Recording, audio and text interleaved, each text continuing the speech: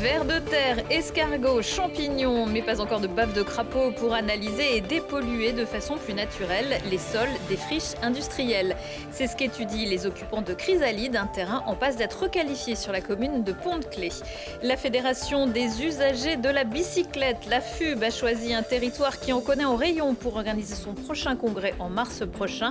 L'objectif sera pour les 800 participants de voir ce qui se passe ici pour faire du vélo un transport de masse. Et puis après 2 mois d'incarcération au Sénégal, Colline Fay est de retour en Isère, originaire de Clé. Elle avait été arrêtée après une manifestation de soutien à Ousmane Sonko, principal opposant du président. Accusée de complot contre l'autorité de l'État, elle encourait la perpétuité. Colline Fay est l'invitée du JT. Bonsoir à tous, ravi de vous retrouver dans ce JT du mardi 23 janvier 2024, du lundi au vendredi à partir de 18h.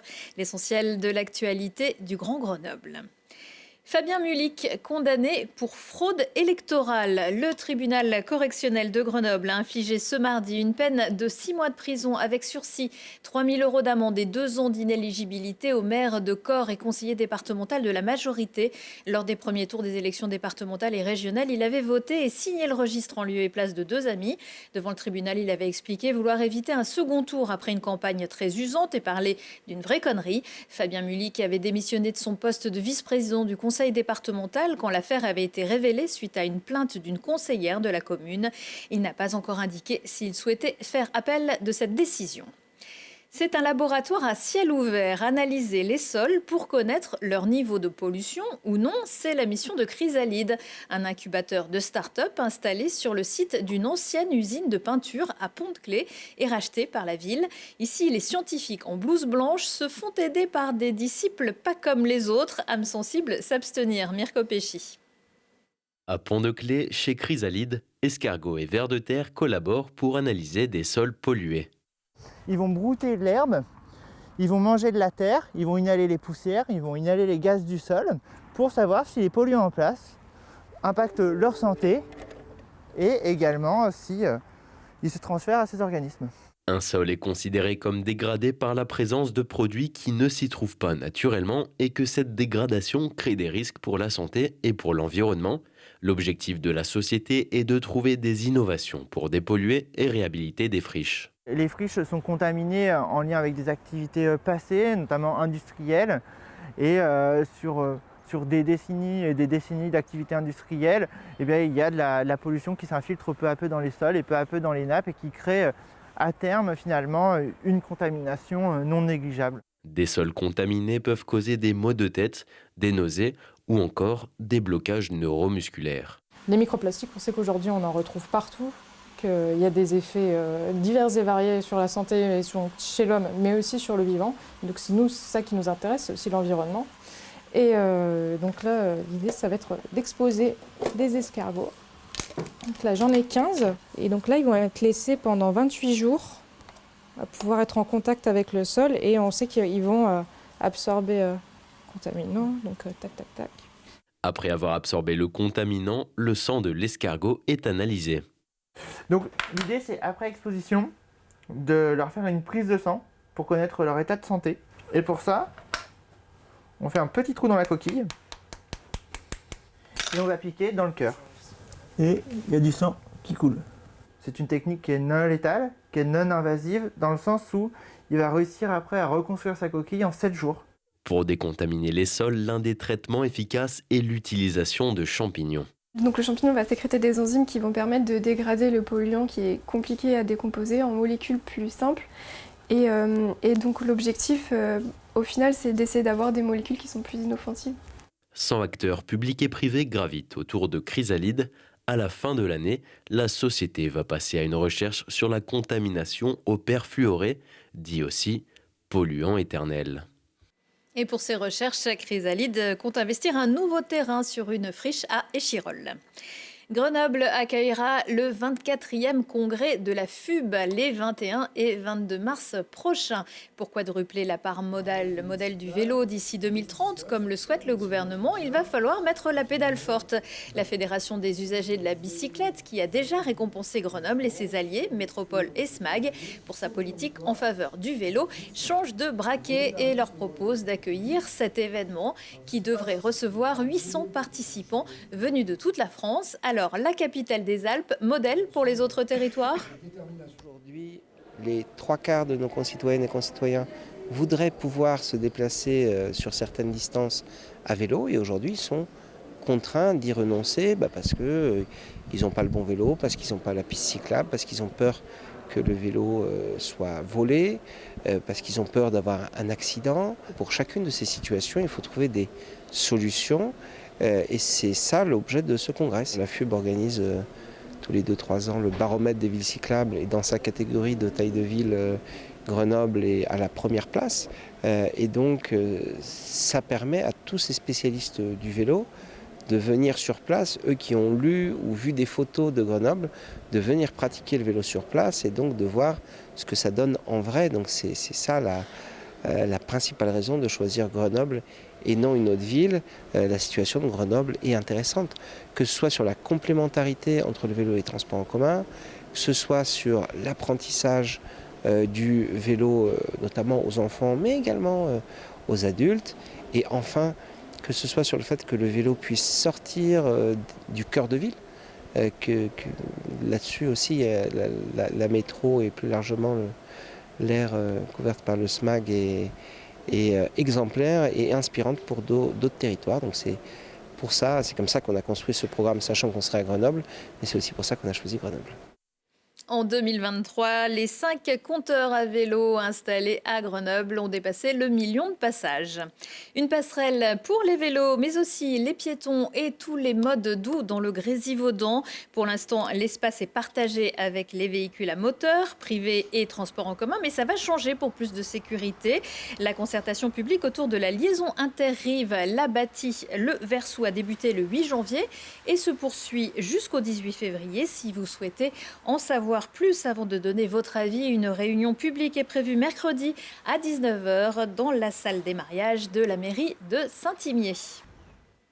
Il n'y a pas que le foot dans la vie. Alexandre Giroud, mais qui n'est pas de la même famille qu'Olivier, n'a pas remporté de 3e titre à l'issue du Dakar qui s'est achevé vendredi dernier en Arabie Saoudite, mais il monte quand même sur le podium, toujours dans la catégorie quad. Le pilote d'engin s'est adjugé la 2e place au classement général à presque 8 minutes du vainqueur, l'Argentin Manuel Andújar.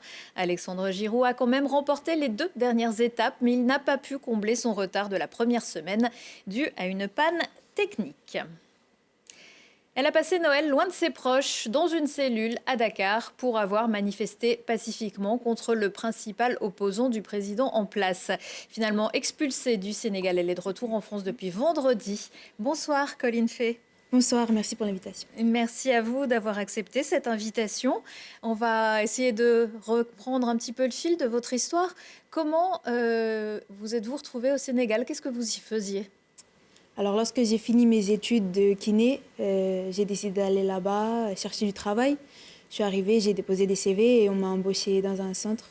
Donc, j'ai eu cette chance, cette facilité, ce privilège qu'on a, qui n'est pas possible de chemin inverse. Non là, oui. Les jeunes là-bas qui aimeraient venir travailler ici, c'est plus compliqué. Effectivement, de difficultés que nous. Ouais.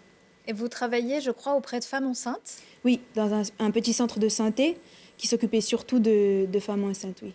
Vous êtes resté combien de temps? Ça faisait combien de temps que vous étiez au Sénégal quand vous avez été arrêté? Ça faisait 1 an. 1 an et quelques, oui. Alors, on va voir les conditions de votre arrestation. Vous avez participé à une manifestation? Oui, donc l'arme du crime, elle est là en fait. Ouais. C'est vraiment, après l'interpellation des policiers, c'est vraiment quand ils ont vu ce petit bracelet. Qu'est-ce qu'il y a écrit sur ce petit bracelet? Président Sonko, 5e président. C'est simplement son nom. Voilà, c'est au moment de voir que je portais le bracelet, qui est le signe un peu de tous les militants là-bas, qu'ils m'ont fait embarquer, qu'ils m'ont monté dans le camion. C'était une manifestation pour protester un petit peu contre la politique en place et demander des élections correctement inclusive, organisée, transparente. transparente. Oui, c'était seulement ça. Et montrer notre soutien au leader de l'opposition, Ousmane Sonko. C'était D'accord. simplement Et ça. c'était une manifestation pacifique. Il n'y avait pas de violence lors de la manifestation de la part des manifestants. Oui, il n'y avait pas de violence de la part des manifestants. Ouais. Et est-ce que vous étiez avec d'autres amis qui travaillaient avec vous? Non. J'étais allée seule parce que je savais qu'eux couraient beaucoup plus de risques que moi. Et pour plus ou moins les protéger, j'avais pris la décision d'y aller seule. Oui. Alors, à l'issue de la manifestation, qu'est-ce qui s'est passé? À l'issue de la manifestation, voilà, les voitures de police ont tourné et ont ramassé énormément de manifestants. On était plus de 30 à aller en garde à vue. Et une fois là-bas, à chaque moment, vraiment, on pense que le lendemain, on va sortir. À l'instant suivant, on va sortir. La garde à vue va terminer, mais elle s'est prolongée 5 jours. Et vous avez pu voir un avocat, prévenir vos proches? Comment ça se passe? Alors, c'était compliqué de joindre mes proches, vu qu'ils étaient en France, moi j'étais là-bas. Mais un avocat du parti est directement... il est venu nous rendre visite, heureusement, en garde à vue. Il nous a accompagnés. Qu'est-ce qu'on vous reprochait? Alors, beaucoup de choses. Association de malfaiteurs. En fait, à partir du moment où un manifestant arrive en garde à vue, il regarde notre téléphone et s'il voit trop de photos, par exemple, d'Ousmane Sonko, des groupes WhatsApp, simples groupes d'organisations militantes WhatsApp, directement, on a une ribambelle de chefs d'accusation qui sont inventés de toutes pièces. Parce que, voilà, association de malfaiteurs, les 5 autres garçons qui sont jusqu'à présent en prison, et j'ai une forte pensée pour eux, je ne les connaissais pas, ni leur nom, ni leur visage, jusqu'à notre arrestation. Et quelles étaient vos conditions de détention? Vous étiez dans une cellule, évidemment comme une détention, sans pouvoir en sortir, mais vous pouviez voir des gens? Il y avait des visites de 15 minutes 2 fois par semaine. Mais alors même ça, eux, en fait, prennent un risque en venant nous voir. Parce qu'il y a des interpellations, il y a parfois des arrestations, des personnes qui viennent simplement rendre visite aux prisonniers politiques. Donc c'est des choses graves. Et dans ma cellule, on était 35, des femmes âgées, des femmes enceintes, des femmes avec leurs bébés de 0 à 2 ans. J'ai vu beaucoup de bébés faire leurs premiers pas dans la prison. Il y a une cour, donc on a des heures de sortie. Mais en fait, c'est difficile. C'est très difficile. Est-ce que vous pouviez communiquer avec vos proches restés en France? Voilà, on avait 2 fois par semaine, je pouvais les appeler 5 minutes, mais on avait une liste de mots interdits. Donc, ils ne pouvaient pas m'expliquer clairement qu'il y avait des manifestations pour me soutenir ici, parce que ça faisait partie des mots interdits. Parce que tous les samedis à Grenoble, vos proches avaient organisé des manifestations pour vous soutenir, mobiliser et faire réagir. Et je remercie tout le monde qui s'est mobilisé. Ça fait chaud au cœur après quand on voit ça. Et c'est le paradoxe. J'ai été arrêtée pour une manifestation et c'est des manifestations et un engagement qui m'ont libérée, qui ont participé à ma libération en tout cas. Et votre expulsion, elle était prévue ou on vous a dit ça du jour au lendemain? Alors tout est allé, oui, très vite. J'en profite aussi pour remercier mes avocats, Maître Juan Branco, qui est vraiment une personne exceptionnelle qui a tout mon respect, et les avocats là-bas au Sénégal, Maître Koureshiba, Maître Madousso. Et la libération, oui, tout est allé très vite.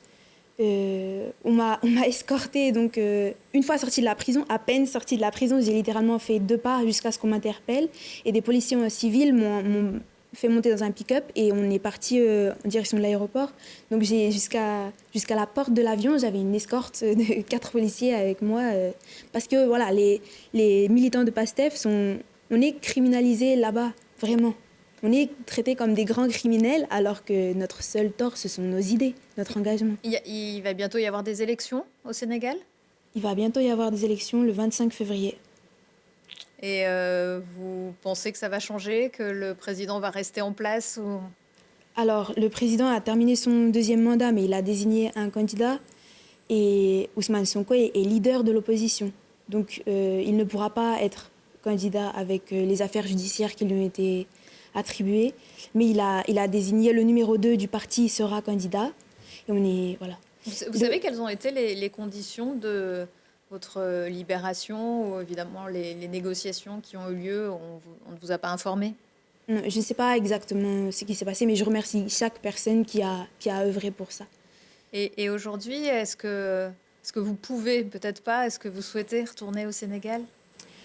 Tôt ou tard, j'espère retourner là-bas, mais depuis ici, on va suivre de très près le processus électoral. Et il y a des choses, en fait, avant mon arrestation, j'avais entendu Alain Juillet dire que de toute façon, c'est le candidat de Macky Sall qui va gagner les élections. Et ça, alors Alain Juillet, c'est l'ex-directeur de la DGSE, des services de renseignement français.